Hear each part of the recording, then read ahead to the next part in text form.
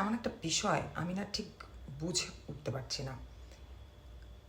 দেশের এমন পরিস্থিতি, দেশের দ্রব্যমূল্যের দাম এত অতিরিক্ত বেড়ে গিয়েছে যে সাধারণ মানুষ দুবেলার ঠিকমতো খেতেও পারছে না।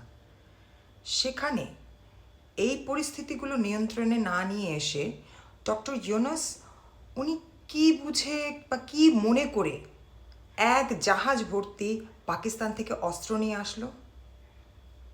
কি কারণে? অনেকেই বলছে শুনছি আর্মিদের জন্য, বাংলাদেশ আর্মিদের জন্য নাকি এই অস্ত্রটা নিয়ে আসা হয়েছে। তো আমার প্রথম প্রশ্ন হলো যে যদি বাংলাদেশ মিলিটারির জন্য এই অস্ত্র নিয়ে আসা হতো তাহলে এটাকে এত হাস হাস রাখার কারণটা কি ছিল?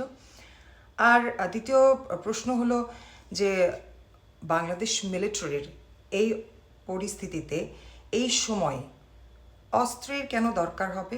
মানে কি কারণটা কি? রিজনটা কি? অস্ত্র আনার পিছনে কারণটা কি?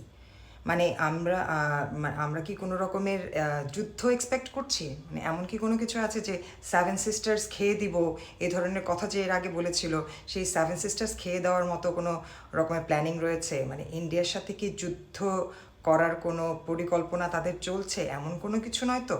মানে আমি ঠিক বুঝতে পারলাম না। আর যদি সত্যি ইন্ডিয়ার সাথে যুদ্ধ করে, পারবে? সত্যি কি পারবে ইন্ডিয়ার সাথে যুদ্ধ করে?